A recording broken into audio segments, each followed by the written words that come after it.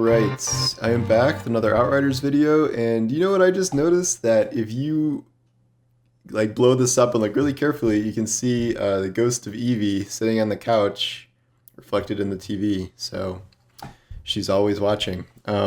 She'll probably show up on screen a little bit later when she gets bored. I wanted to go back to Outriders today to kind of talk about sort of some more endgame related stuff. I've taken two characters to the endgame. I'm almost done with my Devastator, and I'm working my way through on PC with the Pyromancer. I'll probably have some Pyromancer footage going on throughout the course of this video.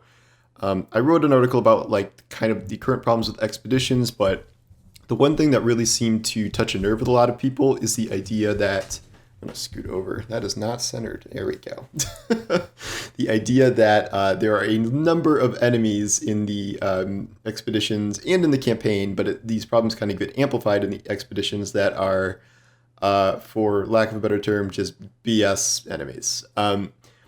Some people will say that this is like me being like, oh, everything is just too hard and things should be easier and blah, blah, blah. But like, I think just the design of some of these enemies is so infuriating. Like, it doesn't feel like a skill thing. It just feels like this is poorly designed from kind of the ground up. There are two main groups of enemies in Outriders. Wow, you would think I would know that at this point, but I guess not. Two main groups of enemies in Outriders. There are the human enemies, or human adjacent. Spoilers, depending on how far you into the game. There are also aliens, but they are the same models as humans. They do all the same things. They take cover, they have guns, they have superpowers sometimes. And then there are beast enemies.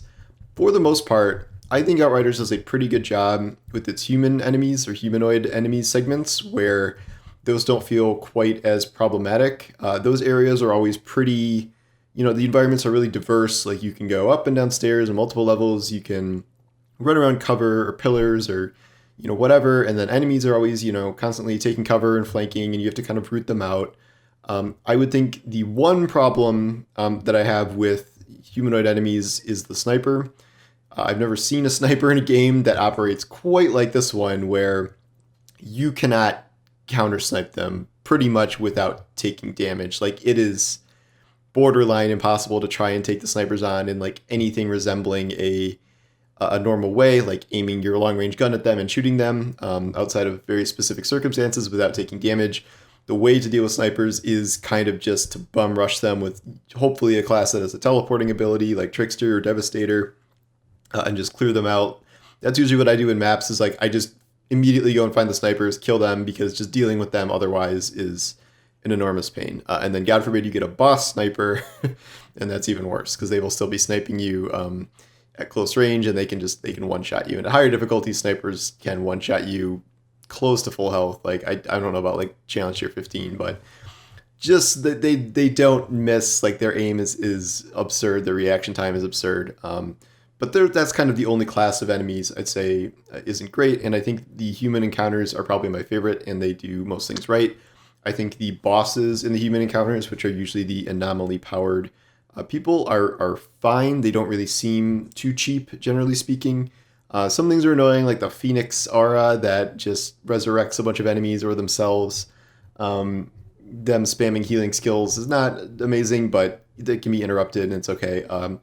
All of their attacks, they have pretty clear kind of projections of where they're going. So you can like roll out of an ice orb zone, or you can dodge anomaly barrages, or do the little spinning trap things they stole from Diablo. Those are all, they're dangerous, but it's easy to avoid them to a certain extent. And I know some people complain about the final boss of the game, who's like kind of a super version of one of those guys, but even him, I think his attacks are pretty well telegraphed and, somewhat easy to avoid with enough rolling. The other group of enemies are the beasts. And these encounters are totally different, because it is usually, more wide open spaces. There's no cover, not that like you need cover as a player to like actively hide behind as a player necessarily for the most part, but these are like giant open spaces that just kind of swarm you with enemies, and almost all the enemies are in melee range, so you'll have to kind of have ad clearing stuff, but then the bosses that get spawned in the beast section are very problematic, as are some of the lower tier enemies. The biggest problems I've seen with the beast enemies are Strix, the dragonfly type things that either they can operate at a distance and they shoot very damaging poison globs at you that pretty much don't miss, no matter what you're doing, unless you're like sprinting full speed, you know, in a 90 degrees perpendicular fashion to them, they will hit you. And God forbid if they get in melee range, they have this like looping spin melee attack that will not only poison you, but will probably just kill you. It will definitely kill you on higher difficulties. It's just essentially a one shot. These kind of enemies are okay in the main campaign to a certain extent. I think I'll have some footage of fighting some here, but like in expeditions, especially once they start ramping up the amount of enemies that they put in, if you have like 6 of these on a map, like with unavoidable poison spam, and if you happen to get remotely in melee range, they'll one-shot you, and they judder around like crazy, like you cannot, they're the hardest enemy to track because they just essentially teleport around. So those, I hate them. And then there's the class of enemies that are, a couple of them have this problem, but it's like Broodmothers and especially Alpha Perforos, I think that's what they're called. It's the big, giant, flood-looking things that jump on you, and are usually wearing some sort of armor that will not only like it doesn't only make them super tanky, but it makes them pretty immune to like all status stuff. So like you can throw down a trickster bubble and then just have like 6 Alpha Porphyros jump straight through it and execute you because it doesn't slow them, it doesn't do anything. And the same goes for Broodmothers, which are just giant versions of those essentially, but they also have other attacks outside that. The Alpha Porphyros are so annoying, and especially so, like in the campaign, you never really have to deal with more than 2 or 3 of them at a time at most. In expeditions, there are tons of them, and especially if you're like, God forbid you're trying to run solo and you run into a section with like 6 Alpha Porphyros just leaping on you.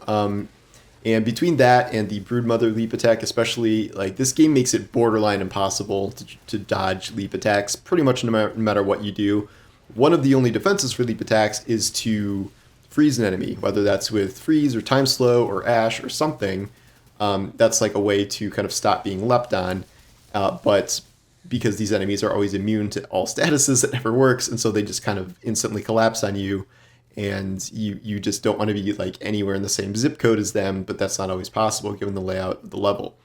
Past that, Broodmothers have their own special abilities that are incredibly annoying. They have these giant AoE effect skills, which, okay, like I get it, that's, you can dodge them, like you can dodge most of them, not the leaps, but most of the AoE stuff, but it leaves this like blue fire on the ground that is almost invisible and is like barely seen, but it stays on the ground for like a very long period of time. So if you're running around doing stuff, you can come back to that area and suddenly your health bar is like gone because you have stepped on invisible blue fire and it will just destroy you. I really dislike that. They do that with a lot of these Broodmother skills where they just leave lingering stuff on the ground. I really hate that. And then we have the Crawlers. Crawlers, again, are something you might run into in the campaign, but no more than usually one at a time. They have this move called, I think it's Overload, where they will just like blast out these lines around them, but they do not have telegraph points. They just are kind of random, so they are very, very hard to dodge. In expeditions, you can have 3-4 crawlers on a map, and they can all start doing that move at the same time. And that becomes just a nightmare because they're pretty much impossible to dodge once they start overlapping with each other, and it creates this kind of endless chain of horror that you cannot escape from because, I mean, 2 of those will probably kill you, like depending on what challenge tier you're doing or whatever. And so it's so frustrating because not only are they not telegraphed, not only are they randomized attacks, but then you get a bunch of them in there together.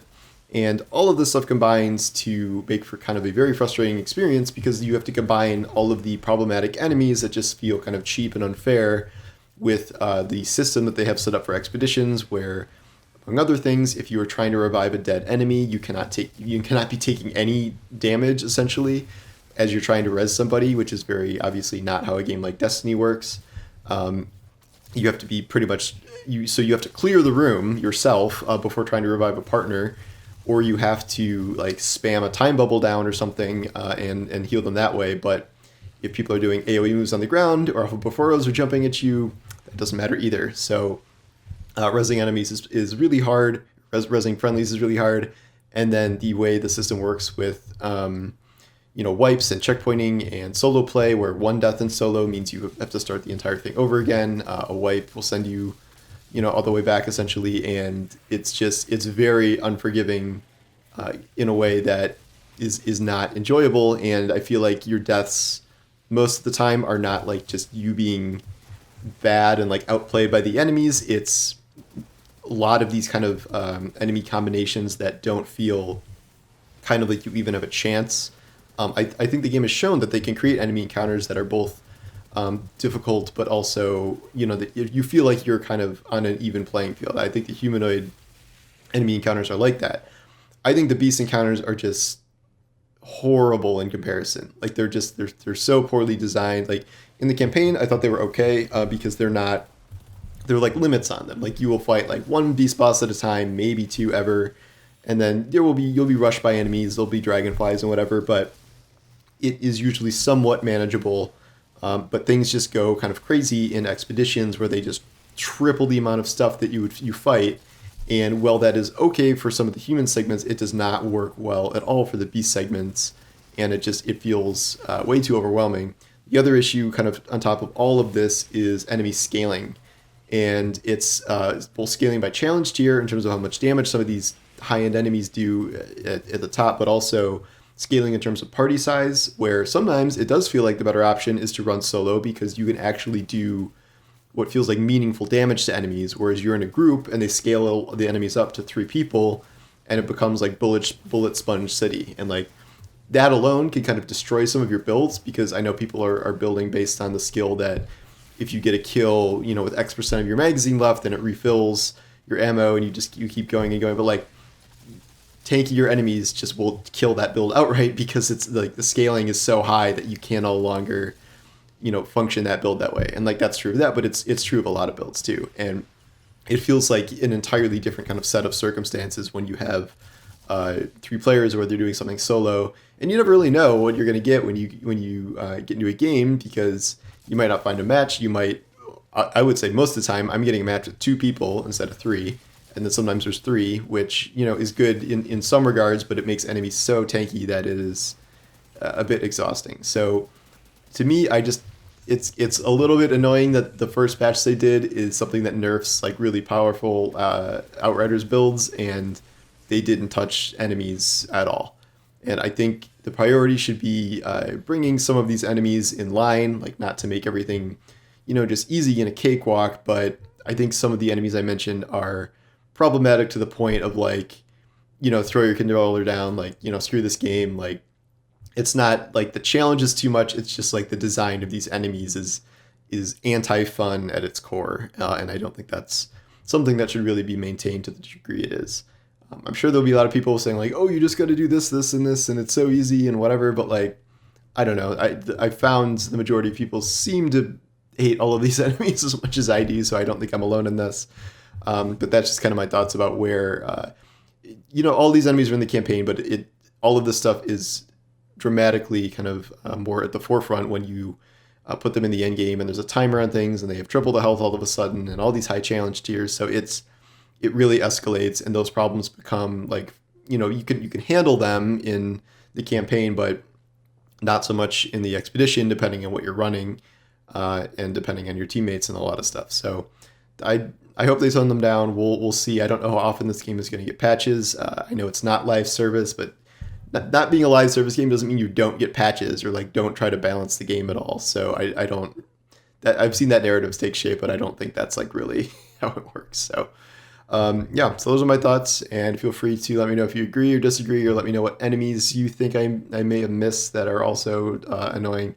But those were definitely my major ones. So we'll see what happens to them. But thanks for watching, and I will see you guys next time.